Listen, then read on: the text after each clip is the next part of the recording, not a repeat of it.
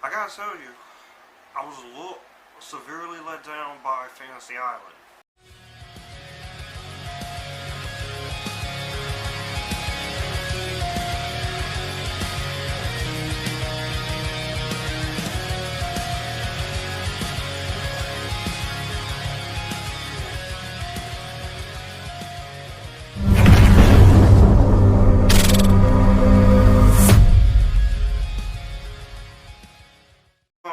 This is Joshua, aka Future Filmmaker, doing out for his reviews where we talk movies, TV, and music, and I'm here to give you my thoughts on Blumhouse Fantasy Island, directed, produced, and written by Jeff Wallow, who gave us the crazy, so bad is good, but in my personal opinion, stupid, dumb fun Blumhouse Truth or Dare from 2018. Stars Lucy Hale, Michael Pena, Maggie Q.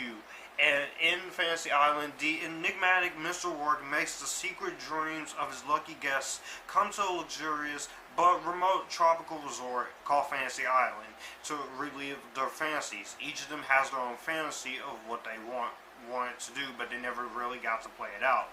But when the fantasies turn into nightmares, the guests have to solve the island's mystery in order to escape with their lives. And you have a very unnecessary twist added into this movie. So before I get into Fantasy Island, in the comments down below, what did you think of Fantasy Island? Did you like it? Did you hate it? Or you were somewhere in the middle? I know a bunch of people who hate this movie. I know there is a few people who kind of like this movie. And the version I am reviewing is the theatrical release that came out in theaters. I know there is an unrated version coming out on Blu-ray, which I am curious about. So I will be pre-ordering the Blu-rays, so that way it'll come. Anyways, let's get into Fantasy Island. Fantasy Island, I was interested in Fantasy Island. It looked because of the concept. And the concept alone of a group of lucky guests going to an island to live out their fantasies, but everything's not as it seems. I think that is an interesting concept. I think there's a lot you could do and make it into a movie. And I think on paper, it sounds really interesting. But when it comes to execution, it is... I don't know. Now, this is based on the ABC 1977 TV series of the same name, created by Gene Levitt and starred the late Ricardo Montalban, which my mom did grow up watching. I've never watched the show, so I wanted to go in completely blind. And let me just say, Fantasy Island, it is one of the disappointments of the year so far.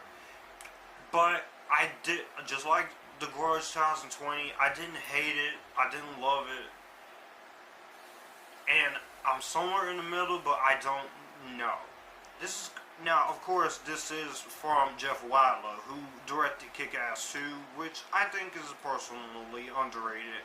Not as good as the first one, but I thought Kick-Ass 2 was a decent enough movie. And it's a shame we didn't get a third film to wrap up that franchise. When it comes to horror, however, you can easily tell this is not his comfort zone. And Blumhouse Truth or Dare is not a great film, but I still somewhat enjoy that movie, even for its ridiculousness and for its stupidity, because the movie knows it's silly, the movie knows it's stupid, but it was stupid good. But it's got a lot of issues. It applies here when it comes to Fantasy Island. I think the biggest issue here is with the way this movie is executed. Don't get me wrong, there are some great cinematography shots from the cinematographer of this movie. For a $7 million budget, the movie looks good. From Toby Oliver does cinematography. You get some great tropical locations. You do get a lot of really played out moments in terms of visual aesthetics. And I think the visual aesthetics are very well done. From every fantasy that happens, you're just sitting there wishing, can we just stay with these characters in this fantasy? Can we not deal with this other thing that goes on? Which I have to say, when it comes to the fantasy stuff and all the characters getting the fantasies, I like that. I do like that. I gotta give credit where credit is due. I think that was executed very well. As far as the characters and the writing goes, these characters, I don't really get to care about any of the characters except for Maggie Q, which is, that is the only character I kind of cared about, and Melanie. Everyone else, Randall, Sonya, and then all the other characters in this movie, I didn't really care. And Maggie Q's character, her name is Gwen, and I easily have to say Maggie Q, she is the best thing about this movie. Which I will say the acting is fine. The acting is fine from the other castmates. But in terms of Maggie Q and Lucy Hale, I think they are the two, that and Portia Doubleday, they are the three that do a good job. Michael Pena, he's okay as Mr. Roarke. He's not as good. There's no way he was gonna be better than Ricardo Montalban. But I will say, as Mr. Roarke, miscast, but he does do a decent job at this. But even I could tell that this is not his comfort zone. But as far as Maggie Q's Gwen goes, I liked her character. I was rooting for her character. She has this whole fantasy where she was going to get married and have a baby, but she never really got to do that because she broke up with her ex-boyfriend. And I cared about her character. She has moments where she is afraid of emotion that she is showing on her face, that she is bringing something to this movie. And as far as Lucy Hale goes, which this is a positive and a negative. Lucy Hale as Melanie. Lucy Hale, she's a great actress, great singer. I love Lucy Hale. Pretty Little Liars, A Cinderella Story, Once Upon a Song, Secret of the Wings is Paraweeple, Katie King, Life Sentence.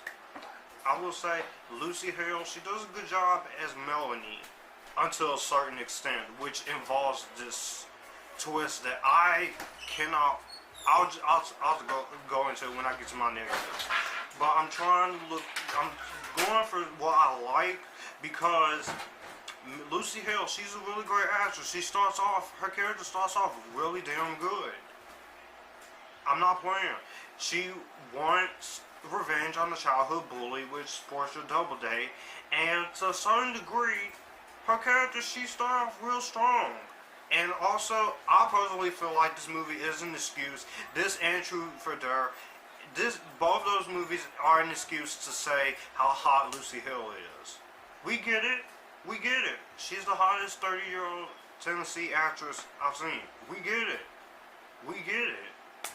But I don't really care about her character in this when you get to later on. Because the twist that they pull in this movie with her character, with her being the one wanting to kill everybody because of her dead boyfriend. Oh my god.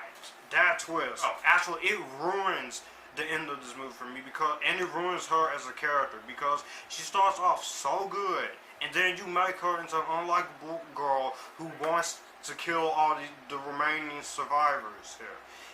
That does not sit right with me. That does not work with me. And it just totally goes beyond the character of Melanie. And also, I will say the music by Barry McQuarrie is very nice. He did music for Godzilla King of the Monsters, and he does music for the God of War video game. And his musical score in here is very subtle, it's very tropical, and it does add a little bit of cool elements to it. And I will say that the fantasy elements are the best parts of this movie. However, when it comes to the direction of writing the characters and the writing is bad. Let's just get out of the way. Besides Gwen and Melanie, all the other characters in this movie, I don't really find myself caring as much as I should in the situations that they're in. And all the other fantasies are nice. I do like how each fantasy play out. I do like the horror aspect of this movie. It's just when you get down to it, the writing and the characters are not very good. And I don't blame any of the actors for this. All the actors are doing a good job. They are doing good. It's not like this is going to kill anyone's careers, because everyone, these talented people who are starring in this movie, they are trying the best they can with what the material they given. And I will say that the whole thing with Devilface and Aphrodite and the certain character from the TV show, the twist that you did pull, I felt like that was just came out of place. But let's get into the horror elements. For PG-13, a lot of the horror elements are fine. I think the horror elements are good, and the horror elements they do play out very well, and you do get a lot of good horror. You do get some, especially some stuff in this movie that should not be required for a PG-13, but for some reason, reason is PG-13, because if they rated R, it wouldn't make as much impact. Either way it go, you still kind of failed. But I felt like if they would push for the rated R, and they would make these characters at least a little tad bit likable, maybe then you could have easily boost the grade I will be giving this up. But I ain't got to that yet. Also, I can easily tell that this movie feels like it was some studio interference going on, because the fact that this movie can get as brutal and as viscerally violent as it is for a PG-13, basically it's telling me that you should easily win for the PG-13.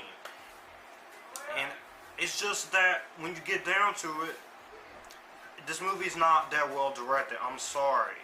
I am sorry. The visual aesthetics is fine, and I think the cast is fine. It's just when you get to other elements, it doesn't really pan out. As far as characterization goes, minus Gwen and see what I'm saying? Getting Lucy Hale and Maggie Q's characters confused. That shows how confused I am with this movie. And I'm not ranting on this movie, but it's just the problem with this movie is just it's disappointing. And also the movie can be quite boring, because this movie is only 110 minutes. It's an hour and 50 minutes, and the problem with this movie, if you're not having a fantasy or something, this movie can become extremely dull. And that is the biggest negative that this movie goes into for me. Now, there were times where I almost once fell asleep, and there were times where I was trying to get invested into what was not going on when there wasn't a fantasy, but because I didn't care too much for the other characters, or because you had to pull this crazy, stupid twist that changes the movie drastically into a zombie movie, that is what really bothers me. That is the biggest negative in this movie, and that really does hurt the film on its own merits.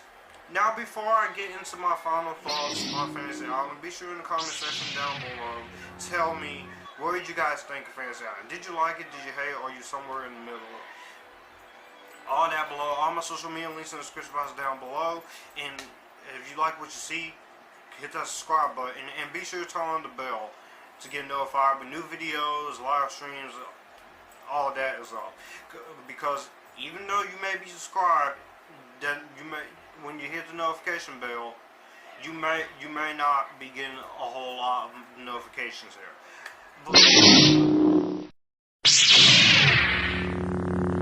But all in all, Fantasy Island.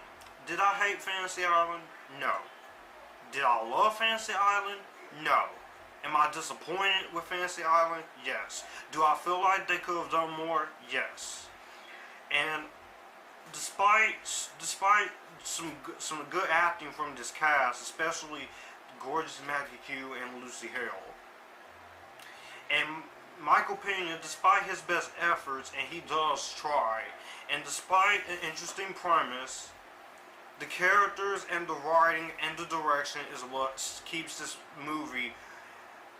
And also that stupid, godforsaken twist, hate is what hurts this movie 100%, because I feel like if you would just stuck to the movie that you were doing, which is fantasy horror, instead of putting this twist with Lucy Hale's character, I feel like if you given us reasons more to care about the characters more, and I feel like if you would just push for that R rating, you could have really, this could have been the next big thing. This could have been the next big horror franchise.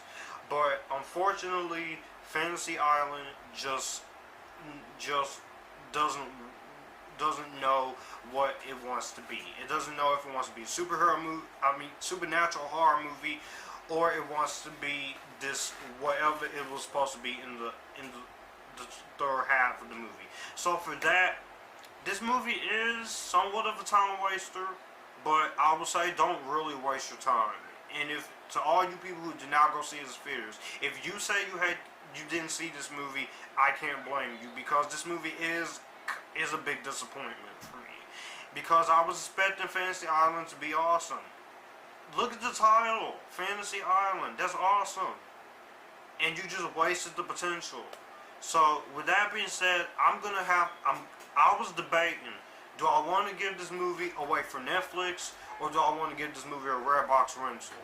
And ultimately, I can't give this movie a Redbox away for Netflix, because it's not really a Netflix rental film. So I'm just gonna have to say, wait for this on Redbox.